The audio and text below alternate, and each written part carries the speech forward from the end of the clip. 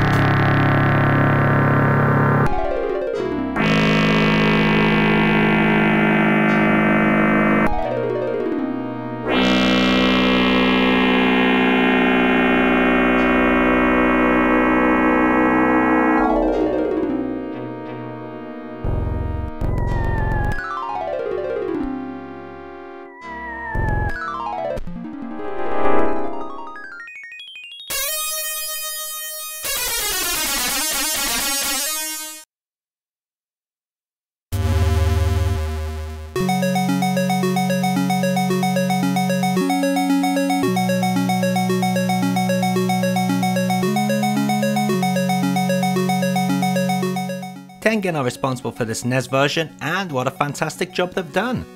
Yes, the colours are drab and the graphics in some places look a little rough, but the way the game plays is perfect. Tight controls, good collision detection make this one a winner.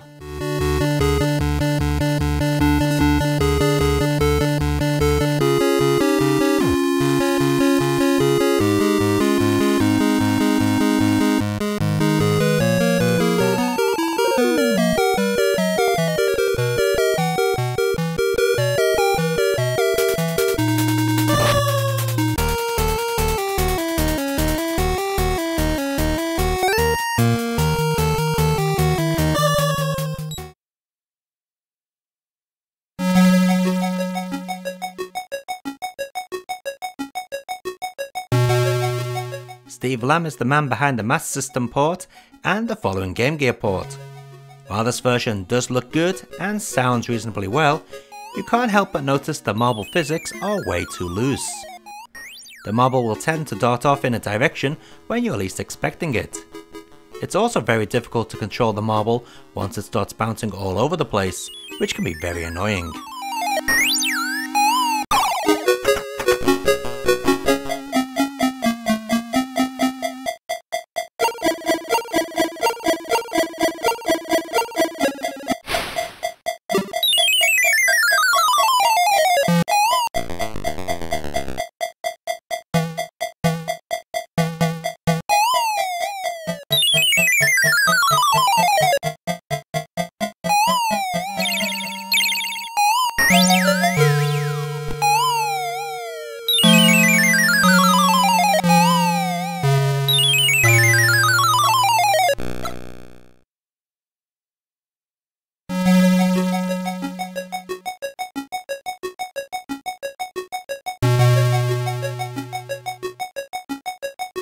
This Game Gear port is pretty much identical to the Master System version, but now has a much more cramped playing area due to the Game Gear's resolution. It still has the same control issues as the Master System version 2, making this the worst of the Sega console ports.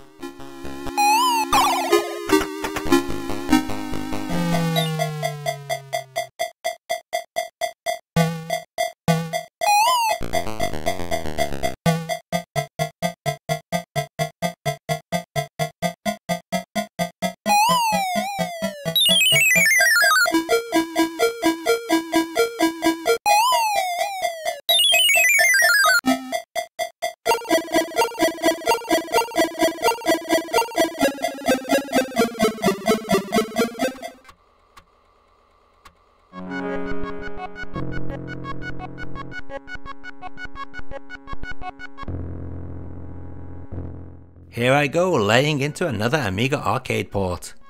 Unlike many, the problem here isn't animation, sound or look, it's the controls, which are totally f***ed up. The marble will move like it's got a mind of its own. I'm not joking when I say this port is horrible to control. Yes, I'm very bad at Marble Madness, but even I can tell when the controls are not right. But it gets worse. The jerky scrolling hinders the gameplay. The marble can sometimes outrun the screen, so you can't see where you're going, and it slows down. I'm sorry, but compared to the ports we've covered up till now, this is the worst, but will it be the worst overall?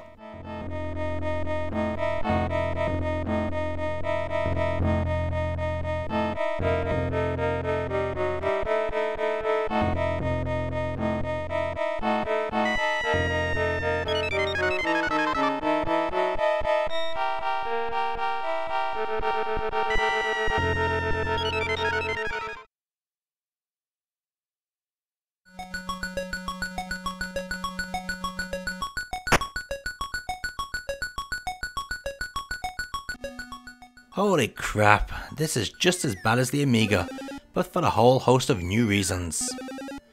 In this ST port, the marble's controls are poor, but not as bad as the Amiga.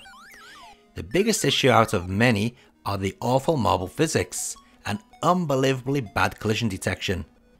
I'm not joking when I say you can fall off a slope when it's perfectly clear you are actually on it, and nowhere near the edge. The controls are so bad, I couldn't even complete the second stage.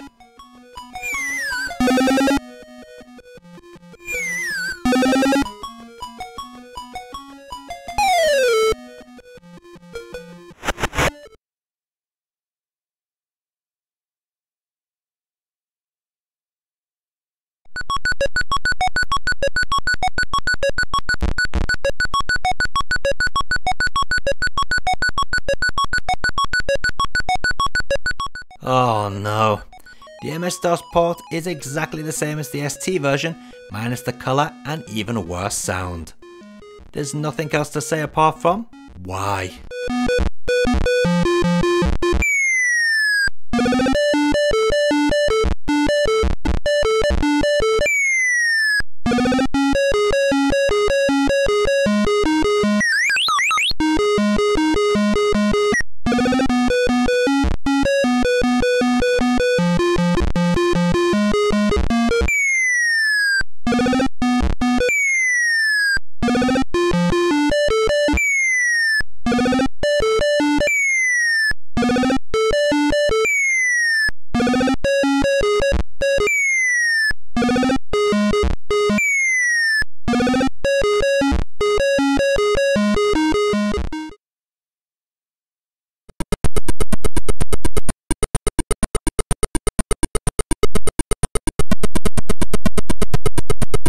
While the ZX Spectrum never really got a port of the arcade version of Marble Madness, it does have a version made by Melbourne House, although it's not very good. The game just runs too slowly and only displays one screen at a time. This caused a big problem as the playing areas flick from one screen to the next. Quite often you'll find yourself appear right on top of a hole with no escape. What's worse is the game will keep respawning you in the same area, leaving you with no choice to restart the game.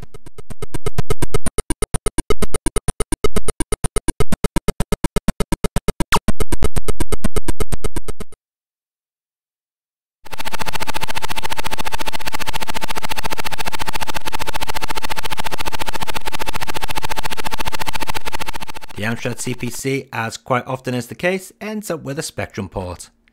It's pretty much the exact same game, to be honest, with all the same problems. Saying that, I do think the Amstrad version looks a little cleaner.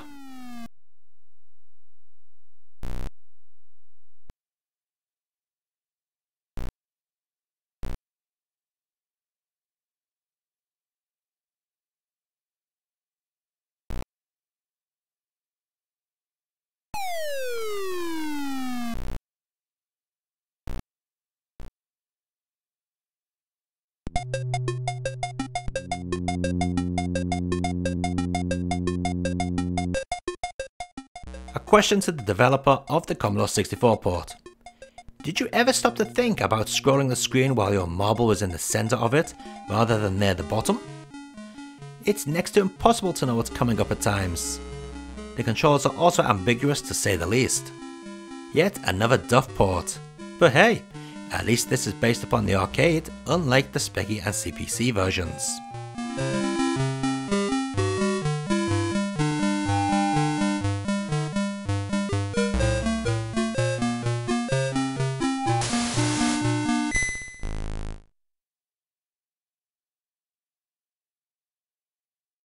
The FM Towns, for those who don't know, was a Japanese series of computers made by Fujitsu. There's also a console version of the FM Towns computer known as the Marty.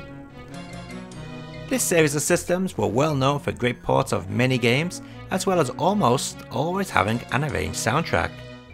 Marble Madness is no different, with its unbelievably good controls that allow you to make the slightest movement without error. I'd even go as far as saying it may even control slightly better than the arcade version.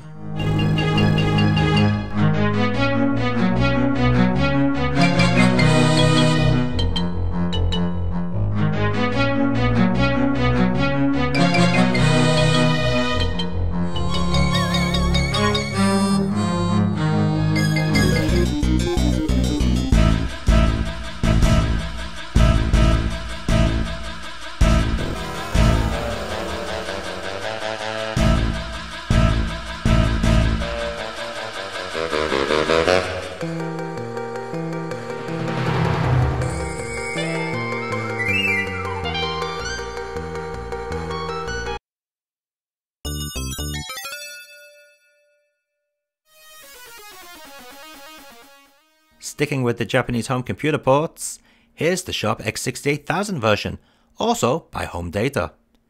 Featuring many different methods of control, plus the choice of marble colour, just like the FM Towns version, this port is yet another fantastic effort. It plays just like the FM Towns port, which was perfect.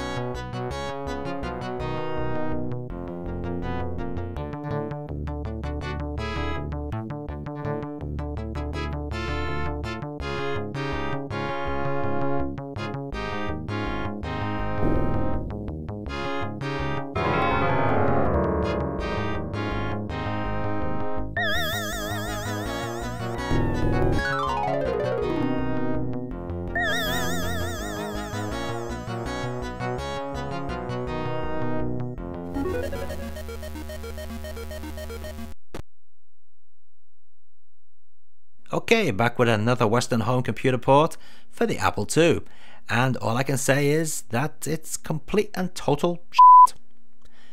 It's uncontrollable, slow, and has no music while playing. Truly awful.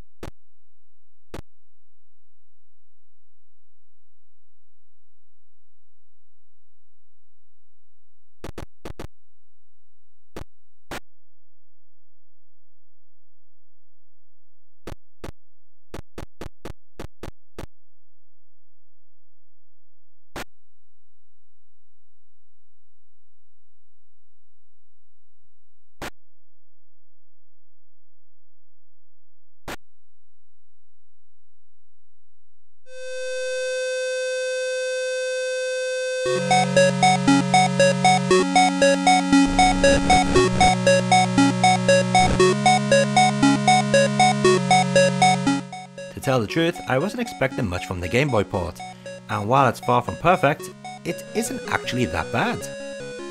There's some graphical issues with the marble going through walls, and the odd time the controls seem strange, but overall, it isn't too bad.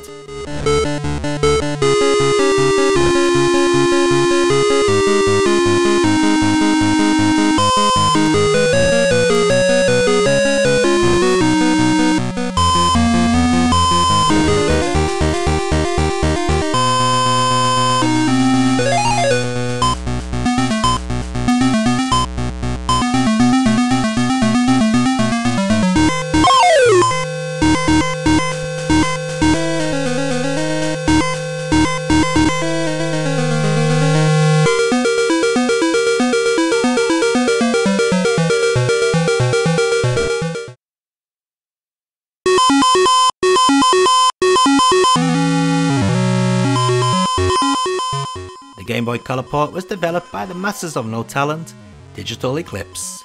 Yep, Digital Eclipse is another one of those companies that when you see their logo, you know the game is going to be poor.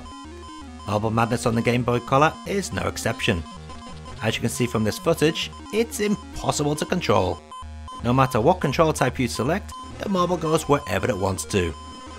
It's as if it's connected to an elastic band at times. And then we have the audio. Oh, the audio. It's just pitiful.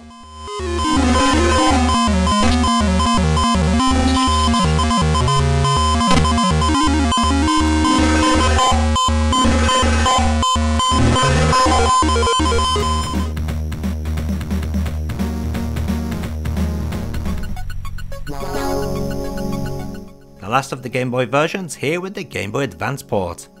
It's much better than the rubbish Game Boy Color fans had to put up with. However, it's also not as good as the original Tengen developed Game Boy version. What's also odd is this is the only port which has removed or repositioned some of the enemy obstacles for some bizarre reason.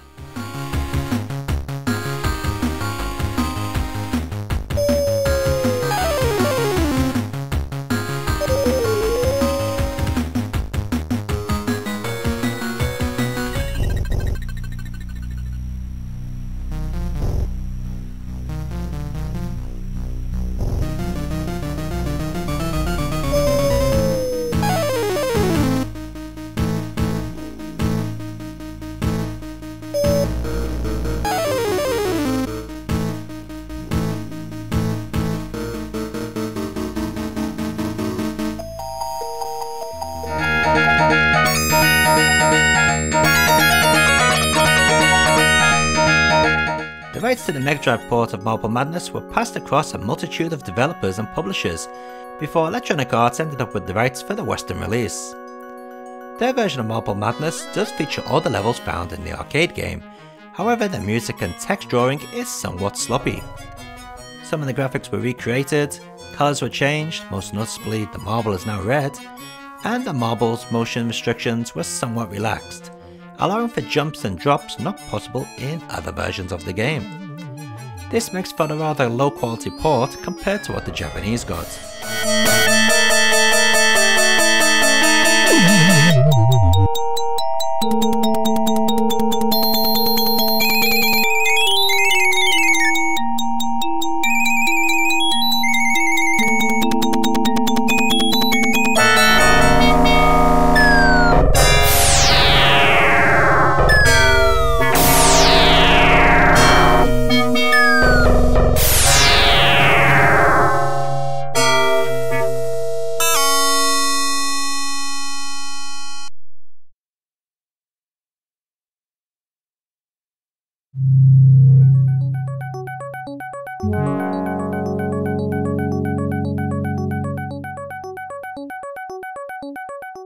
So straight away you can see that this Japanese version of the game resembles the arcade version much more closely.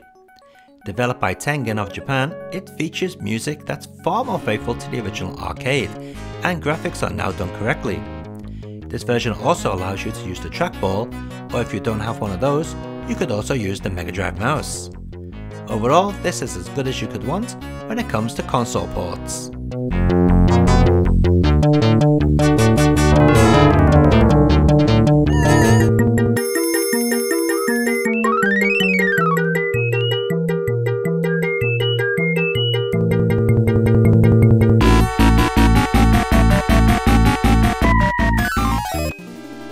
Let's take a look at all those versions of Marble Madness. There's so many to choose from, so which one do you think is the best?